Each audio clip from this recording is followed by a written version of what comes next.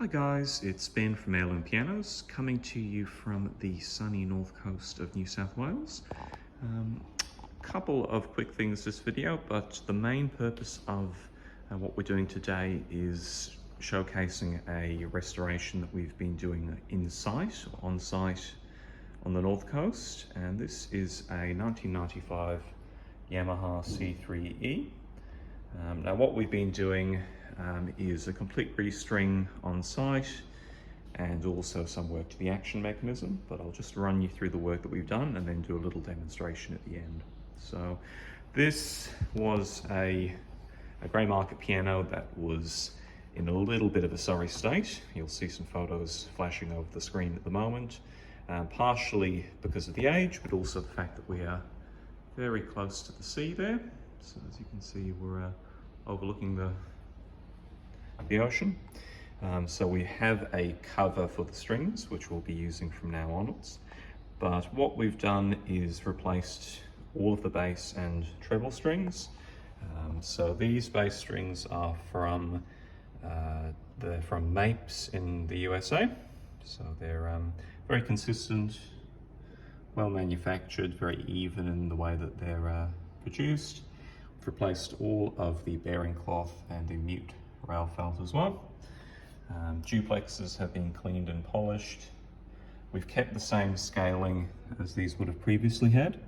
So you can see here that's a 16.5, and then it graduates down here and then becomes larger at the bottom. On top of that, we've also replaced all of the damper felt. So this is Japanese Tokiwa felt that we've installed and regulated.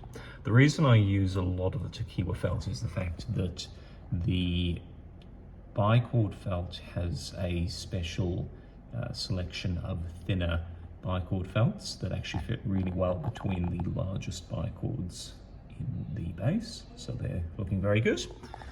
If we come around this side, I'll show you the regulations. They're all looking very even and consistent. Quite happy with all of that, and they tend to damp very well as well.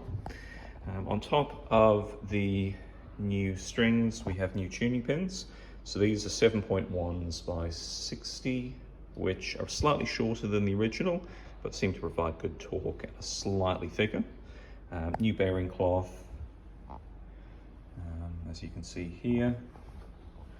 And also we have new Agraffes as well, so they're Yamaha Agraffes installed. All looking very nice. Very happy with the coils. They're all looking nice and tidy, which is often the hardest thing to do in these sort of jobs. Like I say, lots and lots of work getting them nice and tight.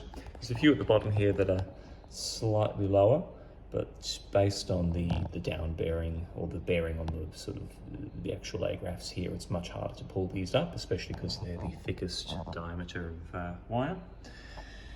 And as you can see here, we've got the bass strings as well. They're all looking nice and tight coil-wise. And also I'm very happy, very little in the way of nicks or damage, which is often the thing you have to worry about in terms of hammering things in with the new pins. A couple of marks from someone previously. I think that's probably from tuning, to be honest. But we'll bring a little touch-up kit next time we're here and do that. So we'll pull the action out now, and we'll show you what it looks like on the inside. Alrighty, so this is the action mechanism for the piano. So we haven't changed a tremendous amount on here. The first thing that will be fairly obvious is the fact that we have a new set of hammers. So these are Tokiwa shanks, and we've put on Abel naturals. So these are very high-end hammer manufactured in Germany, with the preparation of the tails, etc., done in Connecticut by Brooks.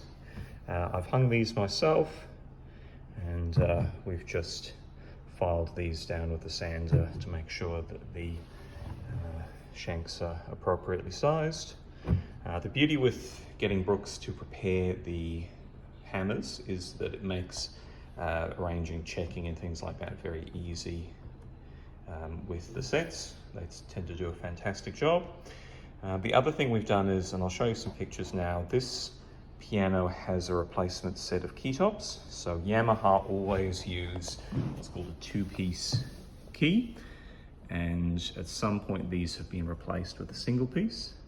And to me, they look like they're Kauai grade key tops. So overall, not the worst caliber of key top to use in the world, but as you can see from the photos that I took before, they weren't particularly well installed. So we've just gone through and filed out those notchings so that they look a little bit flatter. They're not perfect, but they look a lot better than the previous work, as you can see from the photos. So I'm pretty happy with that. We've done a little bit of regulation. We've made sure that the checking is consistent, gone through and done escapement, drop, repetition strings, hammer blow, and a little bit of alignment of the rollers to the jacks. And obviously a little bit of key dip and things like that, but overall it's all looking very good. So we'll just record a quick demonstration and we'll see what it sounds like.